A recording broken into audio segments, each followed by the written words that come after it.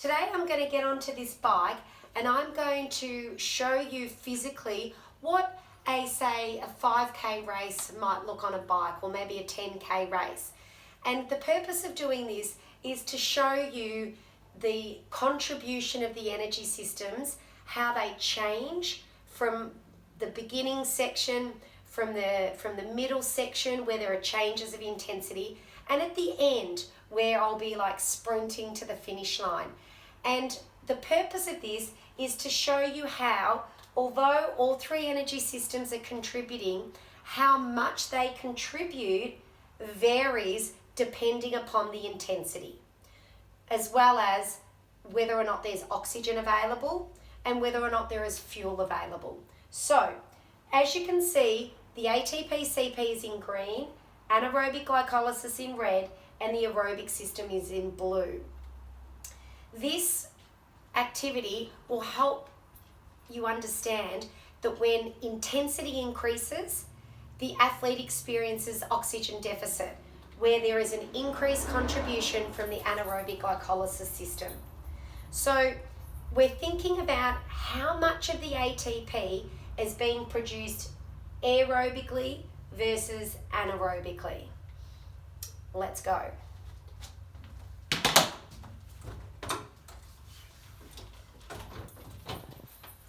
So right now, my PC levels are high because I've been doing a passive recovery. So I've got full stores. So I'm going to start, here we go. Oh, I need to, this dial determines intensity. So right now, I've got it really low. The load is not that great. However, the demand for ATP quickly has increased.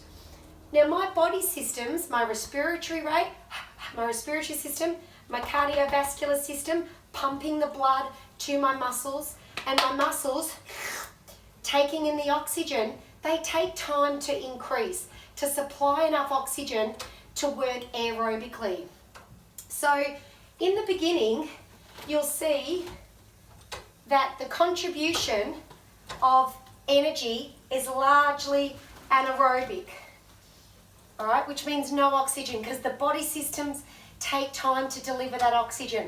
So I have to produce ATP anaerobically, hence the ATP-CP system and then the anaerobic glycolysis. Remember, they're all contributing, but at different amounts. And as you can see, say in the first 30 seconds, my aerobic system is contributing small amounts of ATP because it's taking time. So initially, I'm in oxygen deficit. The supply for oxygen is greater than, the demand for oxygen is greater than the supply. So when you're in oxygen deficit, when intensity increases, we are working predominantly anaerobic. So I've been going for probably a minute so far.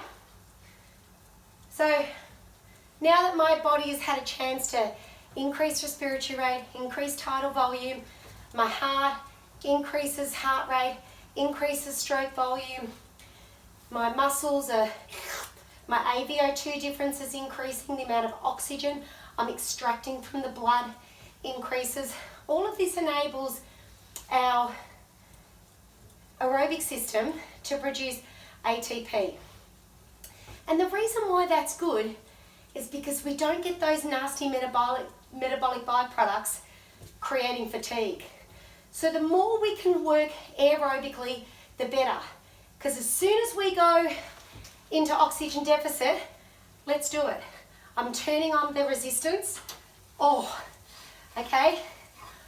I might be going up a hill, or I might be overtaking someone. This is harder, this is much harder. I'm in oxygen deficit. The demand for oxygen is much greater than what I can supply, all right? How do we get ATP? We get an increased contribution from our anaerobic glycolysis. Now, if I don't slow down, these metabolic byproducts are going to accumulate and I'm going to fatigue. Oh, I've just I've just changed the load on the bike. I've decreased the intensity.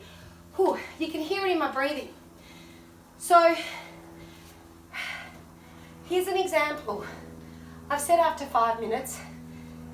When there's an increase in intensity, like you just saw, although my aerobic system is still dominant, I experience oxygen deficit.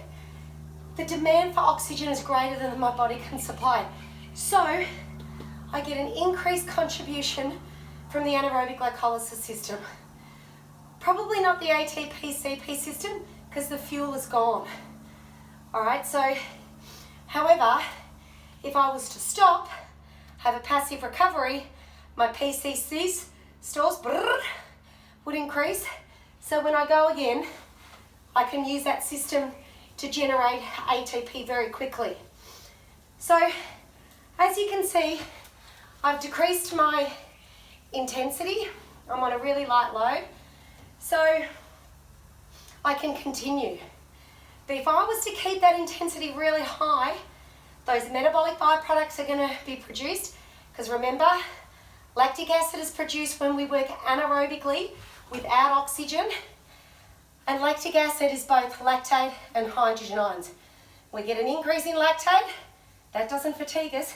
We also get an increase in hydrogen ions, and that's what causes the muscle acidosis, drops the pH, and interferes with those glycolytic enzymes contracting, therefore fatiguing us. So even though when I pushed it really hard, even though we get an increased contribution from the anaerobic glycolysis, the aerobic system is still mainly dominant. Okay? All right. Let's go again. I'm going to increase the intensity. Oh, here we go. It's much harder. All right, I'm in oxygen deficit. Increased contribution from the anaerobic glycolysis system. If I continue to make this harder and harder, I'm getting those metabolic byproducts accumulating. Look at me. I can't keep going. This system lasts for about 30 seconds. So unless, I've just decreased the intensity. If I hadn't have done that, I would have fatigued. So that's when, I'll just go back to this graph. So when those periods of high intensity, that's when you'll see an increased contribution from the anaerobic glycolysis. All right? The anaerobic system will increase. The aerobic system is still dominant. So here I go. So I've decreased the intensity. I'm still active though. So moving my legs creates that muscle pump, helps to remove the metabolic byproducts, helps to deliver oxygen into the muscle to oxidize those hydrogen ions. It enables the metabolic byproducts to be removed. Now, I've still got a fair bit of fatigue in my legs, even though for those 2 little increases in intensity, there's still metabolic byproducts there, which is why maybe for the last sprint home, I'm going to reach fatigue earlier because I haven't fully removed those metabolic byproducts. So the next time I increase contribution from the anaerobic glycolysis, maybe fatigue's going to happen at 25 seconds instead of normally 30 seconds because I've got a bit of accumulated fatigue already. Okay, so also right now, although I've increased intensity a couple of times, my body's been able to remove that lactate, all right? So my lactate levels at the moment are relatively stable, all right? I'm going to try and increase the intensity to bypass my lactate inflection point. So I increase the intensity. I'm still working dominantly aerobically, but whenever I increase intensity, I get an increased contribution from the anaerobic glycolysis because that's the system that gives us that faster rate of ATP. When I'm going faster, I need faster ATP rate. anaerobic glycolysis gives me that faster energy. But unfortunately, it also gives me the hydrogen ions. I'm fatiguing. My legs are starting to burn. All right? Okay, I'm really increasing the amount of lactate. I reckon I'm about at my lip now. So if I was to stay at this rate, I could probably keep going, but I'm going to go harder. I'm going to increase the intensity. I'm going to keep going. Oh, I'm past my lip. I'm in oxygen deficit. Increased contribution from the anaerobic glycolysis.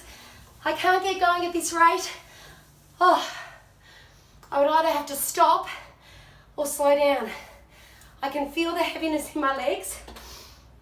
So what you just saw then is I got to the point of my lactate inflection point, and I kept going. I kept going faster and harder.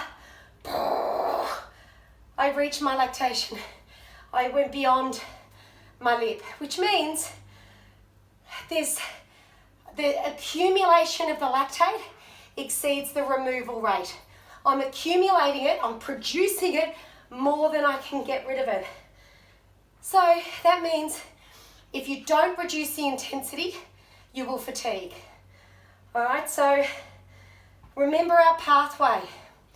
When we break down glucose into pyruvic acid, if we don't have oxygen available, if we do, we break it up aerobically and we make carbon dioxide, water and heat. But if we don't have enough oxygen, we therefore produce lactic acid.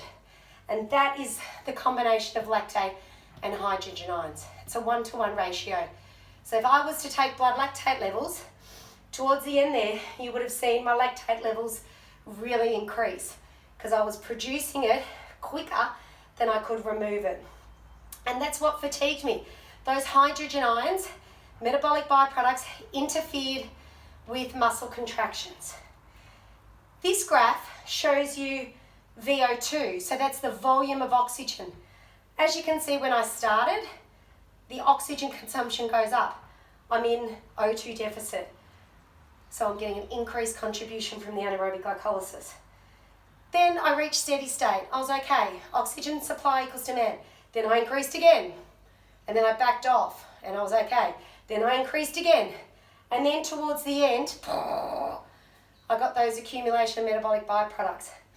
That's another way you know that you've gone above your lip towards the end of a race. See how the VO2, if intensity continues to increase, but VO2 levels off, that means that your body has taken in as much oxygen as it can take in through the respiratory system, transport through the cardiovascular system, and suck in via the muscular system. It can't take in any more oxygen.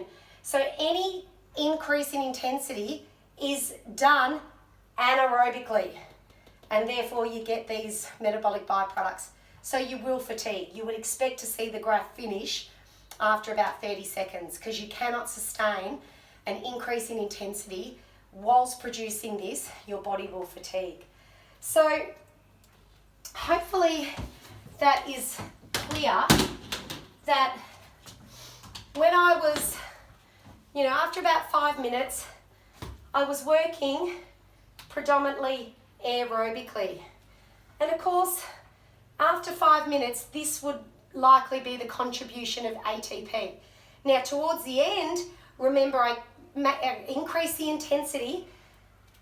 You would expect to see my contribution still be, this is at the end, still be predominantly aerobic, but I've got an increased contribution from the anaerobic glycolysis system.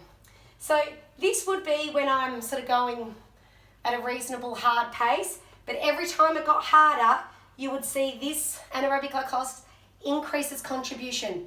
But I want to emphasize that anything over 2 minutes, the aerobic system is still going to be dominant. Okay? If it was just a 30-second test, like the Wingate, you're going to see a contribution more like this. Very small aerobic, because it takes time to deliver the oxygen, and predominantly anaerobic glycolysis. If the event is only 15 seconds long, it's going to be more like this. It'll be predominant ATP-CP system. Okay? I hope that helps.